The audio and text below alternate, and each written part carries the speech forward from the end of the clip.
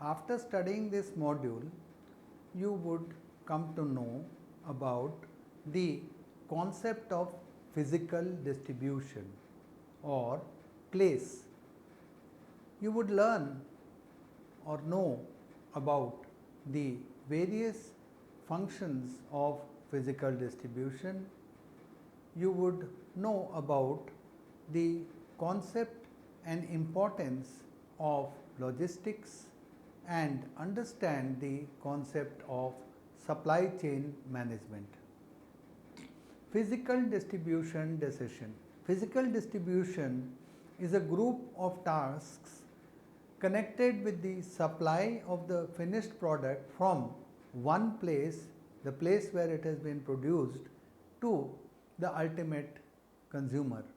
The physical distribution takes into account various sales distribution channels such as the wholesaler, the retailer, and engulfs significant decision areas which include providing services to customers, maintaining adequate inventory, procuring materials, packaging, managing order processing, and transportation as well as logistics.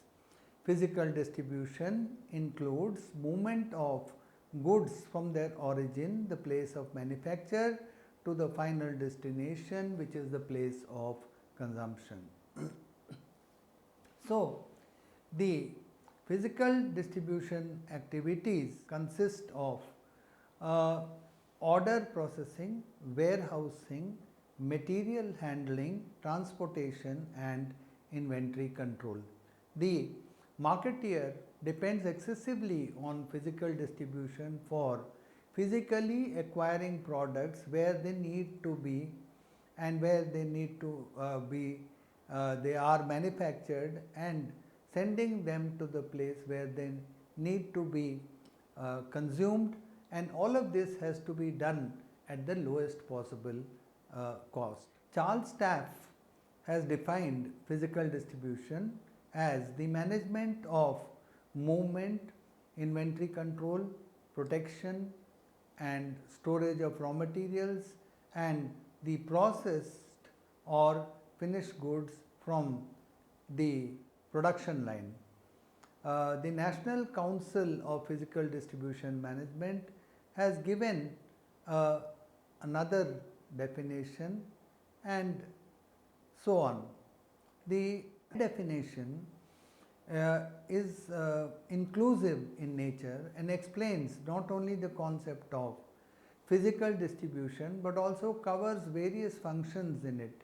In a nutshell, it can be said that the physical distribution focuses on 7 R's: the right product, the right quantity, in the right condition, in the right time, the right place, for the right customer, and the right cost. Physical distribution is sometimes used synonymously with logistics and even confused with supply chain management. Though similar, there are certain differences between logistics, which involves receiving and processing orders and releasing goods from inventory and transporting finished goods to the ultimate consumers while trying to achieve the maximum customer satisfaction within the distribution channel. Supply chain management is a part of logistics and concerned with the supply of raw materials as well as finished products. What are the functions of physical distribution? Physical distribution is essentially a determinant of the customer service level, as inefficient physical distribution lead to losses for the firm, and firm may lose out on customers and markets. There are some products which are seasonal in nature. In such cases, either the production is continuous but the demand is seasonal, or the demand is continuous but the production is seasonal. In such cases, physical distribution acquires additional importance. The following are the functions of physical distribution: planning the total physical distribution system, in plant warehousing, transportation, field warehousing, receiving, handling, and secondary transportation. A system is a set of components or activities that interact with each other. A car engine, for example, is a system, and if any part malfunctions, the performance of the whole car suffers. In a distribution system, 6 interrelated activities affect customer service and the cost of providing it. First of all, we have customer service. Customer service function is a strategically crafted standard for customer satisfaction, which has the business intent to furnish the customer with whatever is required. An example of customer satisfaction approach for ready-made garments business may be that 75% of the customer garments are delivered to the customer within 3 working days of ordering. An additional approach might be that 95% of the customer garments must be delivered to the customer within 4 working days. After the establishment of the customer service, the physical distribution is then crafted out to attain the set goals. This consists of the customer service, order processing, inventory control, warehousing, transportation, and material handling. Physical distribution activities include order processing, warehousing, material handling, transportation, and inventory control. So, the order processing and communication is a function created to take the customer's orders and its execution as per the customer's specification. The business is concerned with the function as it directly relates to the service to be provided to the customer and thus attaining the customer service goals. The efficiency of the order processing system can save the business from incurring heavy costs in other functions such as transportation or inventory control. Order processing represents a time element in delivery, which is an essential ingredient of customer service.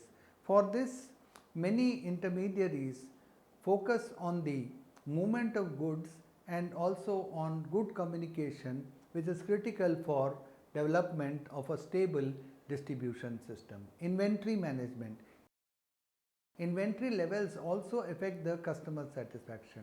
So, inventory management deals with the stabilization of the cost of maintaining additional products on hand against the risk of not stocking those items which the consumers demand. This is known as stock out. This task has become more complex as firms have gradually lowered their inventory levels. The difficult task in this situation is to organize the required level of supply while maintaining a low level of inventory. However, the fact remains that the inventory management is still critical for serving customers in many markets. In order to handle such a situation, the companies have started following the just-in-time logistics system. With the help of this system, now new stocks arrive at the factory or the retail outlet exactly when needed rather than being stored in an inventory from the beginning. Warehousing, which is the distribution centers, the storage and warehousing activities account for 20% of the firm's total physical distribution cost.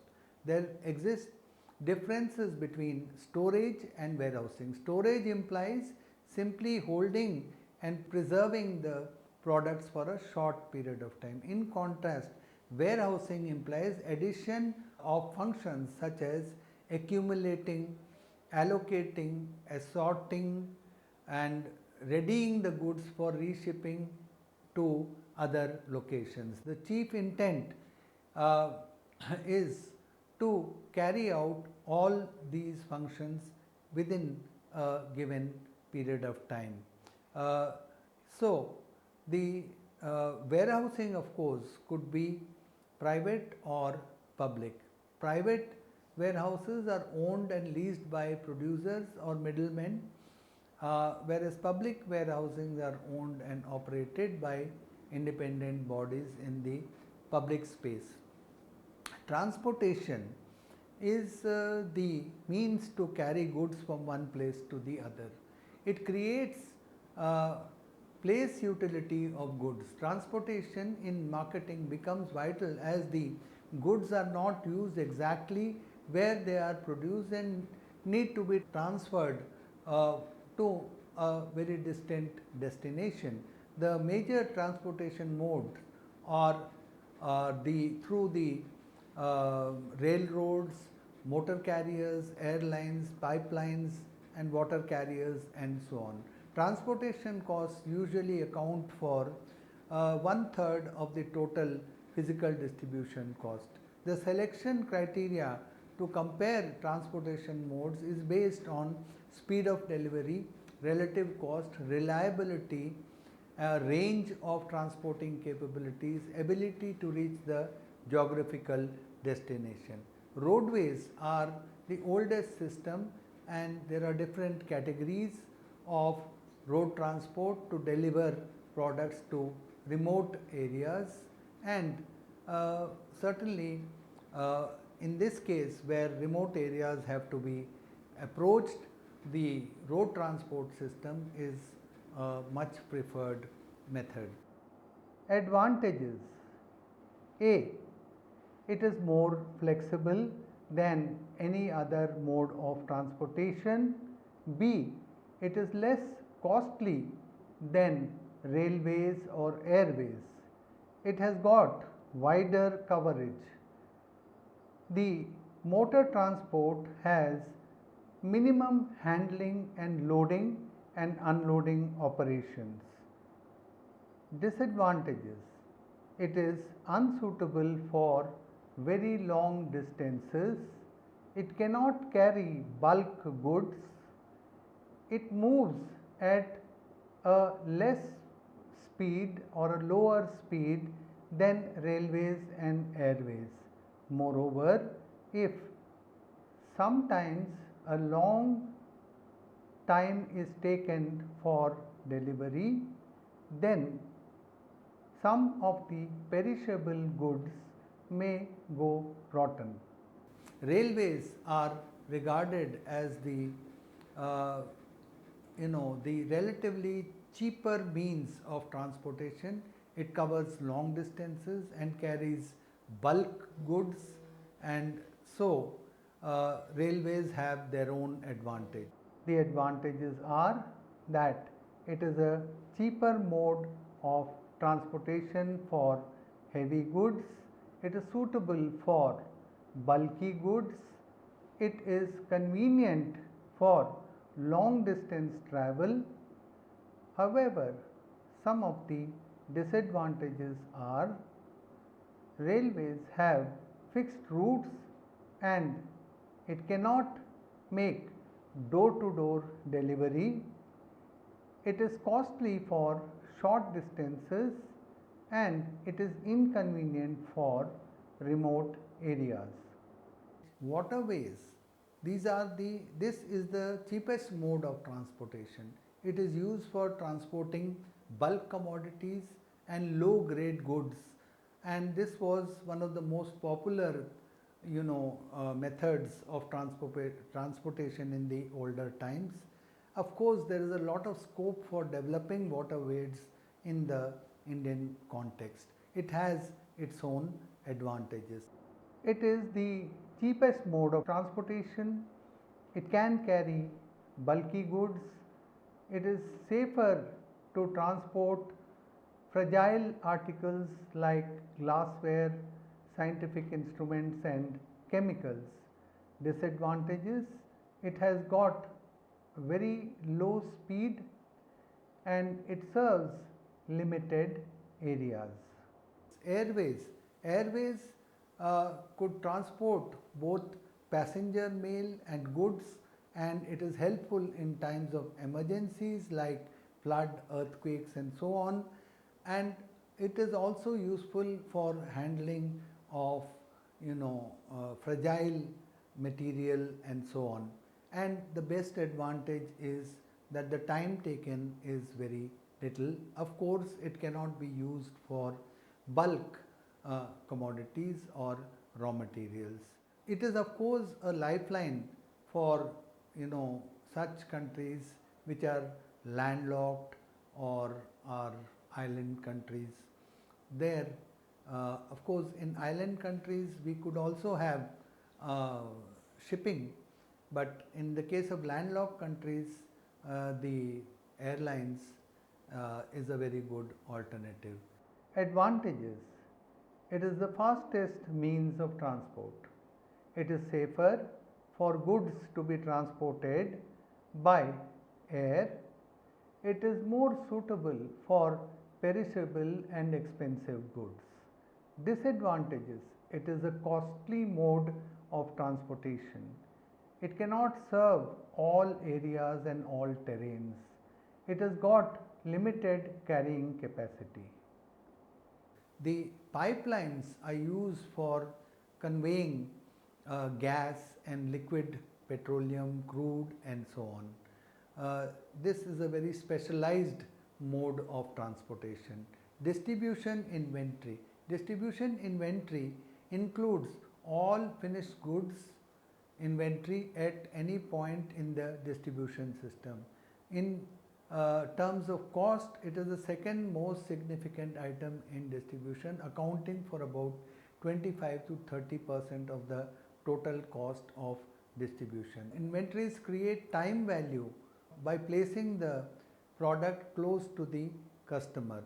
The distribution center stores inventory which are large, and sometimes they are also automated. Material handling. Material handling is the movement and storage of goods inside the distribution center. The type of materials handling equipment used affect the efficiency and cost of operations in distribution. Proper material handling helps in decreasing the damage, maintaining the quality, facilitating order processing, and moving the right goods at the right time and making them available to the right customer. Material handling exhibits the trade-off between capital cost and operating cost to the company. Protective packaging. The basic task of packaging in any industrial organization is that the goods are securely transported to the customer. Therefore, goods moving in a distribution system must be contained, protected, identified, and must be risk free. They should not be facing any risk of damage. Now let us consider logistics. Logistics implies managing the flow of resources from the point of inception to the point of destination in order to fulfill certain requirements of the customers or the companies. The resources organized in logistics could include physical items such as food, materials, equipment, liquids, as well as abstract items such as information, particles, even energy. The logistics of physical items usually include the amalgamation of information flows, handling of material production, packaging, inventory, transportation, warehousing, and often even security. The importance of logistics is that it is significant for a business firm as it crafts the value for the customer, suppliers of the firm, and value for the firm's stakeholders. In logistics, the value is defined in terms of time and place.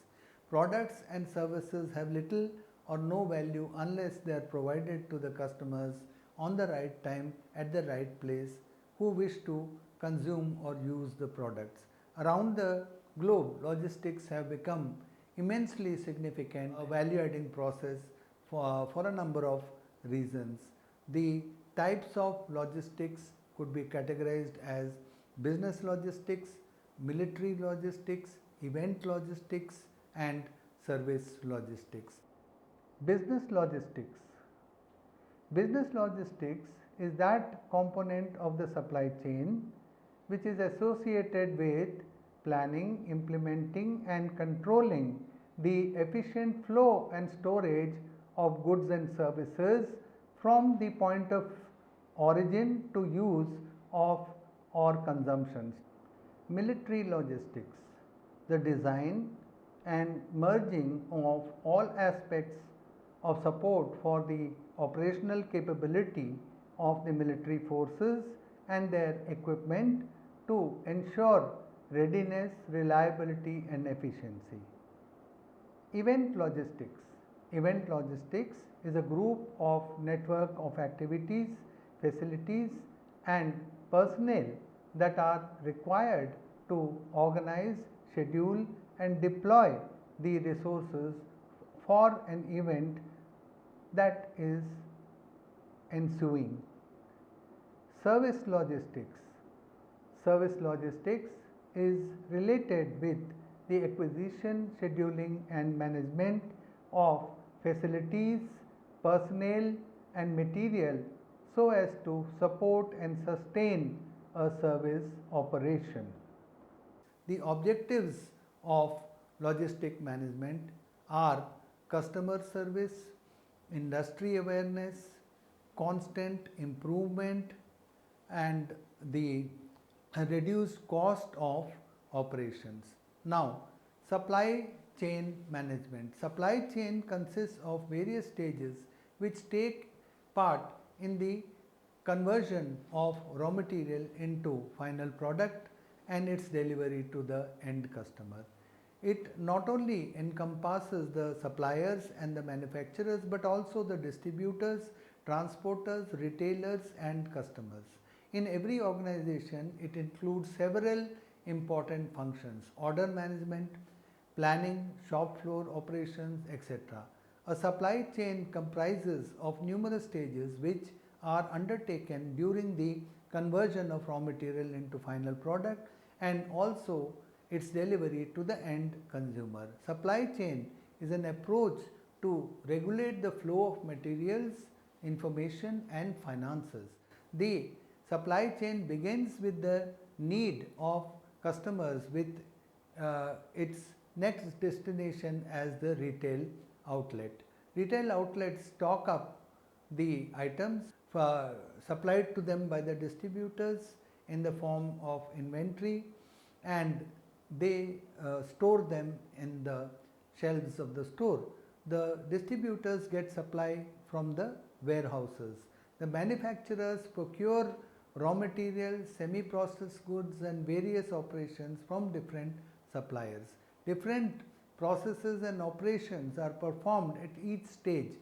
These stages interact in the form of inflow and outflow of material.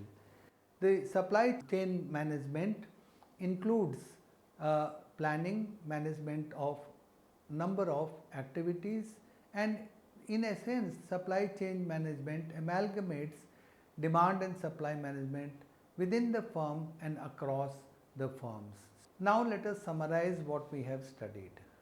Physical distribution is sometimes used synonymously with logistics and even confused with supply chain management. Though seemingly similar, but the theoretical basis is different. The business firms seek the help of an efficient distribution system in order to ensure that their customers can avail of good service level. The specified task for business logistics is to get the right goods or services to the right place at the right time and in the desired condition while making the greatest contribution to the firm. A supply chain consists of various stages which take part in conversion of raw material into the final product and its delivery to the end consumers. It includes suppliers, manufacturers, distributors, transporters, retailers, and the ultimate customers. So, we have seen how physical distribution is a very important decision, and it consists of logistics management, supply chain management, and various stages are involved in the uh, physical distribution. There are different modes of transport that we have considered: roadways, railways, waterways, airways, pipelines, and so on. Each one of these has its own advantage and disadvantage.